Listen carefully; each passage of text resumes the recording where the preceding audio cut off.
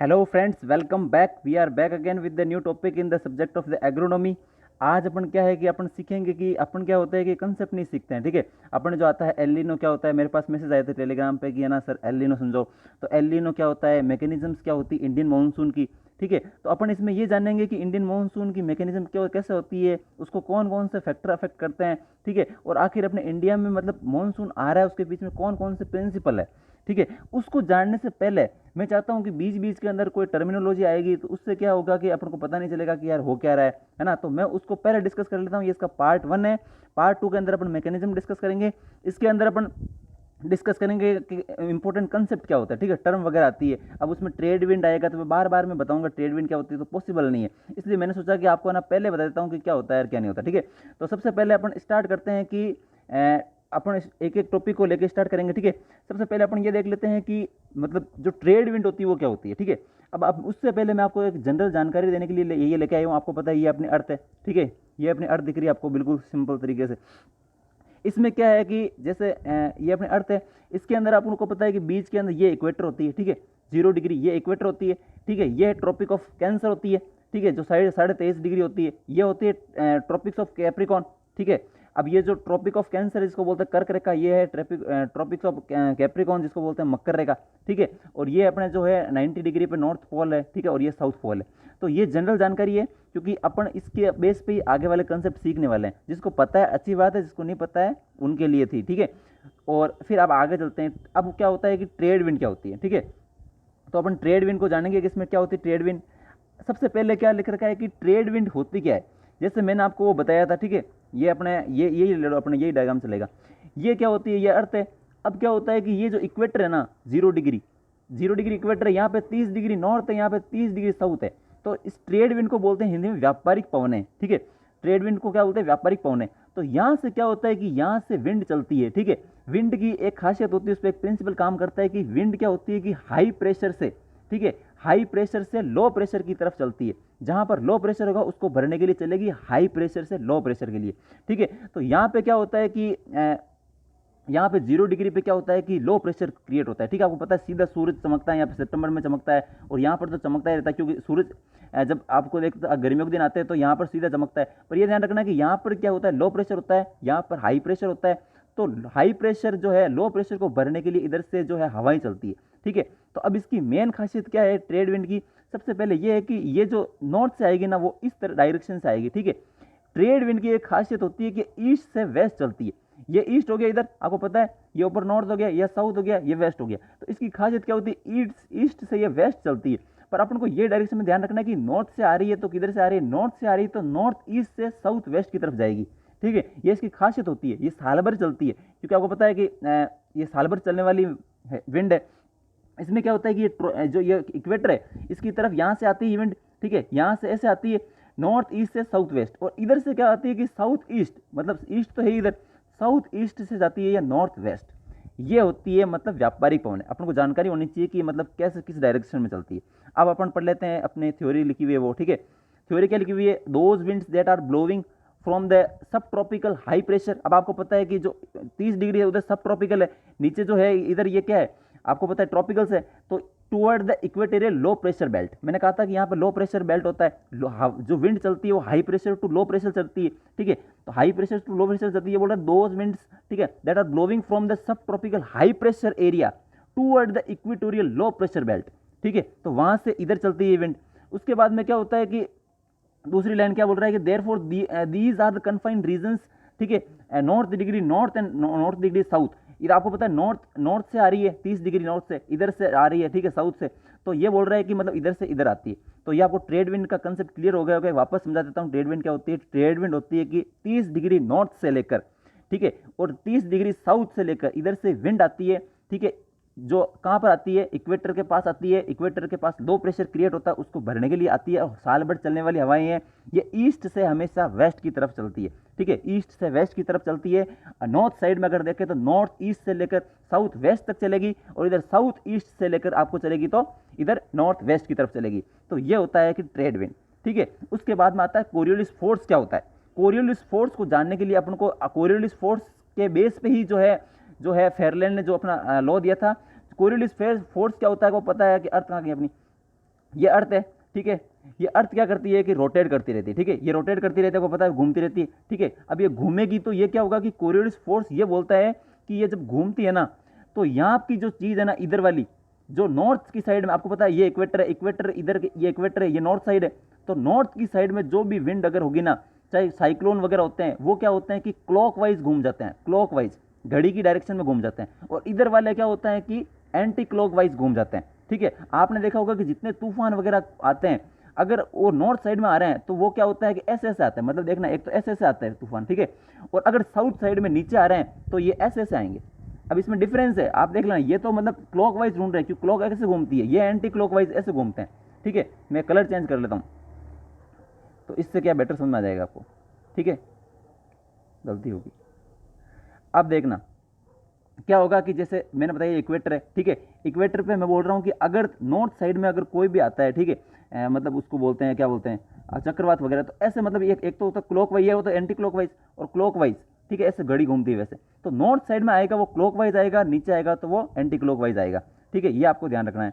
उसके बाद में क्या होता है कि कोरियोलिस फोर्स यही बात बोलता है, ठीक है। ये फोर्स होता है अपन, अब ये फेरलोन जो इसके बेस पे इसने जो है, जो अपने फेरल से उसने लॉ दिया था, ठीक है। तो फेरल्स क्या बोलता है, अब देख लो, फेरल्स बोलता है कि अगर मान लो कि मैंने बताया था आपको व्यापारिक पवनें आ रही है, जिसको ट्रेड विंड बोलते हैं, ट्रेड विंड इधर से आ रही थी, आपको पता है, ठीक है। अब वहीं चलते हैं, अपना अपना वो कहाँ गया, इस पे चलते हैं, ठीक है। इस पे अच्छा समझ आएगा, मैं इसीलिए लेके आया हूँ इसको। इस पे क्या होगा कि अब ये इक्वेटर है, ये इक्वेटर है। इक्वेटर पे क्या होता है कि मैंने बताया था कि इधर से जो है ट्रेड विंड आ रही है, ठीक है, यहाँ से आ रही है 30 डिग्री से, यहाँ से आ रही है 30 डिग्री से, यहाँ से आ रही है। तो ट्रेड विंड जब इधर से आती है, ठीक है, तो अगर ये इसको मतलब इक्वेटर को पार कर जाती है तो ये इस डायरेक्शन में मुड़ जाएगी, ठीक है। वापस सुन लो, नियम क्या बोलता है, ठीक है। फेरल का नियम क्या है, फेरल ये बोलता है कि फेरल बोलता है कि अगर मतलब इस डायरेक्शन से अगर ये यहाँ विंड आ रही है, आपको पता है व्यापारिक पवनें चल रही है, जिसको ट्रेड विंड बोलते हैं, अगर ये इक्वेटर को पार करती है तो ये सीधी नहीं जा सकती है। अगर ये सीधी नहीं, जैसे इक्वेटर को पार करेगी इधर घूम जाएगी, ठीक है, इधर घूम जाएगी, इधर घूम जाएगी। तो मतलब ये सीधी नहीं जा सकती है, क्यों? क्योंकि कोरियोलिस फोर्स, ठीक है, कोरियोलिस पृथ्वी घूम रही है गोल गोल, तो इस एक फोर्स काम करता है, वो इसकी विंड की डायरेक्शन को मोड़ देता है, ठीक है। ये मतलब एक में ही लागू नहीं होता है, दोनों साइड में लागू होता है। इधर से आ रही है ना, तो ये भी सीधी नहीं जा सकती, ठीक है, ये सीधी नहीं जा सकती, इसको भी इधर मुड़ना पड़ेगा, मतलब इधर मुड़ना पड़ेगा, ठीक है। मतलब इसकी डायरेक्शन को चेंज होना पड़ेगा, ये इधर आएगी तो इधर मुड़ जाएगी। तो ये है फेरल का नियम, ठीक है। फेरल अब देख लेते हैं थ्योरी में क्या लिख रखा है, ठीक है। फेरल क्या बोल रहा है, the law of wind is, अब देख लो क्या बोल रहा है, the law of wind is deflected to the right in the north hemisphere. आपने देखा होगा कि जो नॉर्थ से आ रहा है, ठीक है, नॉर्थ हेमिस्फीयर से वो राइट साइड में मुड़ रहा है, ठीक है, इधर मुड़ गया था northern hemisphere, left in the southern hemisphere, जो साउथ से आ रहा था वो अपने लेफ्ट साइड में मुड़ गया, ठीक है। तो ये बोल रहा है derived from the application of the Coriolis effect of the air masses, ठीक है, कोरियोलिस इफेक्ट के कारण ये मुड़ता है। तो फेरल ने ये नियम दिया था। फेरल क्या बोलता है, वापस देख लो कि जो अगर समझ लो ट्रेड विंड आ रही है, ठीक है, ट्रेड विंड इधर से आ रही है तो उसको सीधी नहीं लेकर, जैसे ही वो इक्वेटर को पार करेगी इधर मुड़ जाएगी। इसी के अकॉर्डिंग, इसकी बेस पे फेरल के लॉ के अकॉर्डिंग ही हमारे जो है इंडियन में जो है मतलब बारिश होती है, ठीक है। वो आगे समझाऊंगा, मैं अभी इसलिए बता रहा हूँ ताकि आगे डिस्कस नहीं करना पड़े। मैं आपको बोलूंगा कि फेरल ने क्या बोला था, तो आपको समझ में आना जाना चाहिए कि फेरल ने क्या बोला था।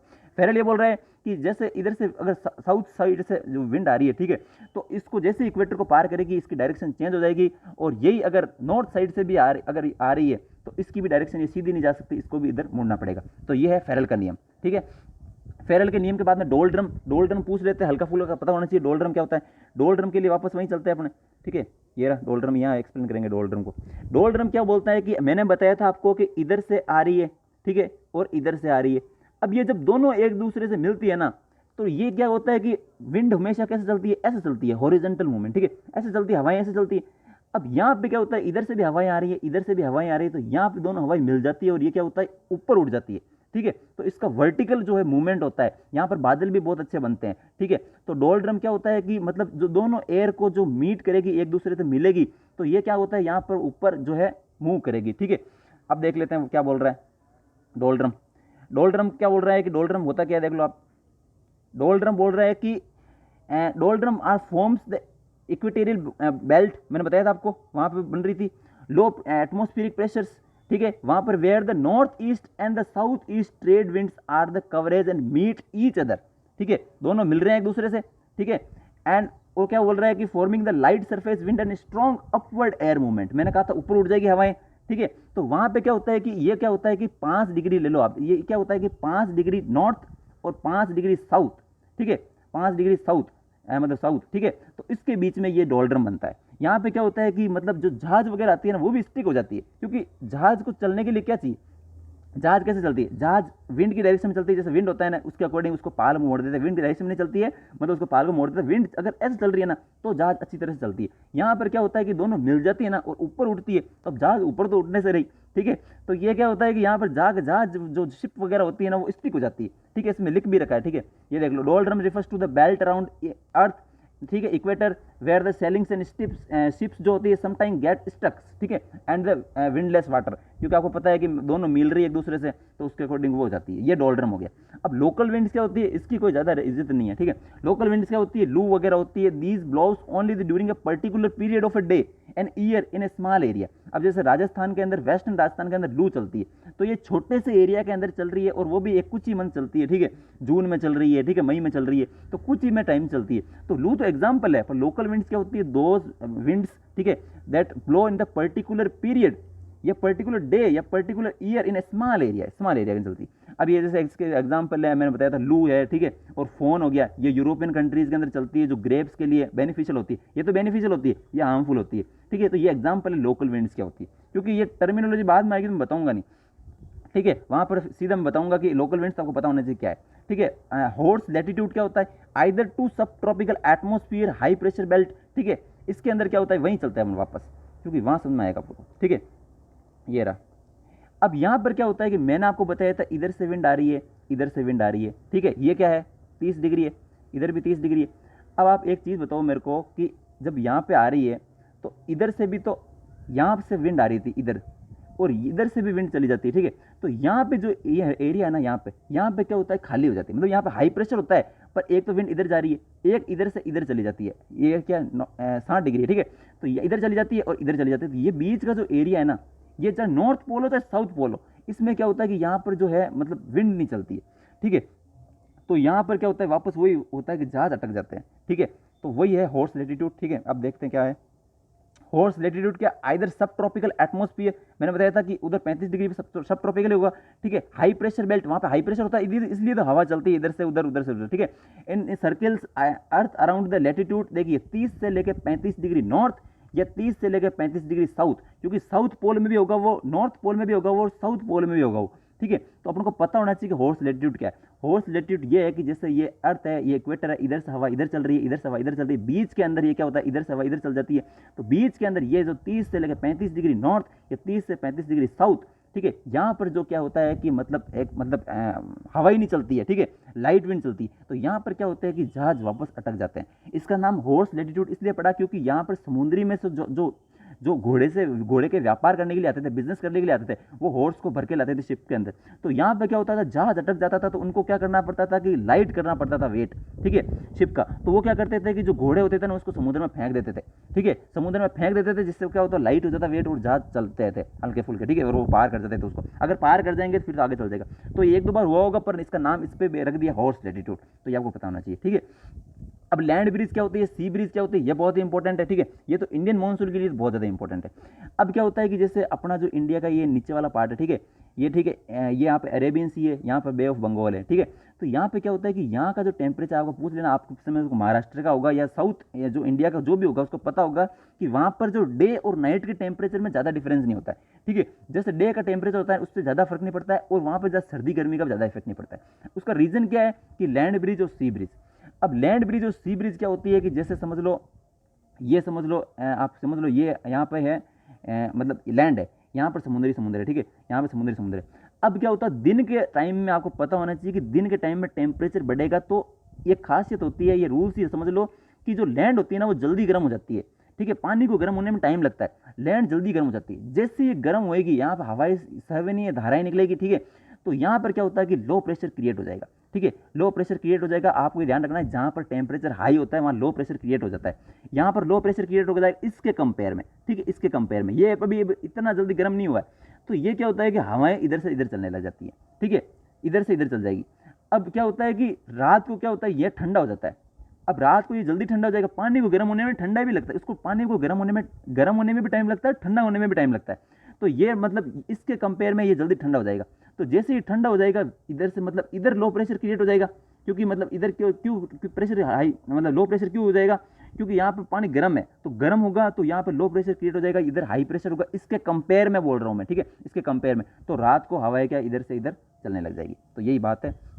अब देख लो क्या है, क्या बोल रहा है कि लैंड ब्रीज क्या होती है, लैंड टू सी, क्योंकि लैंड से चलेगी सी। नाइट के टाइम में मैंने बोला था कि यहाँ पर ठंडा हो जाएगा, लैंड ठंडा हो जाएगा, सी गर्म होगा इसके कंपेयर में, तो ये लैंड टू सी चलेगी, ठीक है। और सी ब्रीज क्या होती है, सी टू लैंड। डे में आपको पता है जल्दी धरती गर्म हो जाती है, ठीक है, लैंड जल्दी गर्म हो जाती है, और वहाँ पर लो प्रेशर क्रिएट हो जाता है। विंड की क्या खासियत होती है, वो high pressure to low pressure चलती है, तो उसको चक्कर में उसको इधर जाएगी, इसलिए यहाँ के जो डे और नाइट के टेम्परेचर में ज़्यादा फर्क नहीं होता है। अगर बात करें नॉर्थ इंडिया की, स्पेशली राजस्थान की बात करें, तो राजस्थान के अंदर अगर रात को टेम्परेचर 5 डिग्री है और सुबह हो सकता है कि 40 डिग्री हो जाए, ऐसा भी होता है, ठीक है।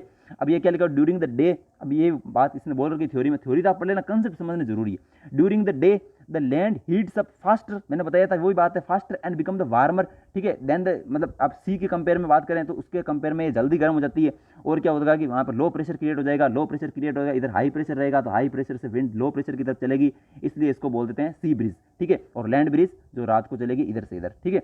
तो ये जनरल कंसेप्ट है। अगर आगे अपन डिस्कस करेंगे कि मैकेनिज्म ऑफ इंडियन मानसून कैसे चलता है, ठीक है, और कैसे अपन डिस्कस करेंगे एल नीनो क्या होता है, ठीक है, ला नीनो क्या होता है, अपन जो मतलब अरेबियन सी से आ रही है जो ब्रांच, उसका क्या है मतलब इंपॉर्टेंस है, बे ऑफ बंगाल से आ रही है उसका क्या इंपॉर्टेंस है, तो ये अपन सीखेंगे, ठीक है। एक बार वापस मैं आपको क्विक रिवीजन करा देता हूँ। ट्रेड विंड्स वो होती है कि जो आप देख रहे थे कि 30 डिग्री नॉर्थ या 30 डिग्री साउथ से लेकर चलती है, ठीक है। ये चलती है जो ईस्ट से वेस्ट साइड में चलती है हमेशा, ठीक है। इसको बोलते हैं हिंदी में व्यापारिक पवनें, ठीक है।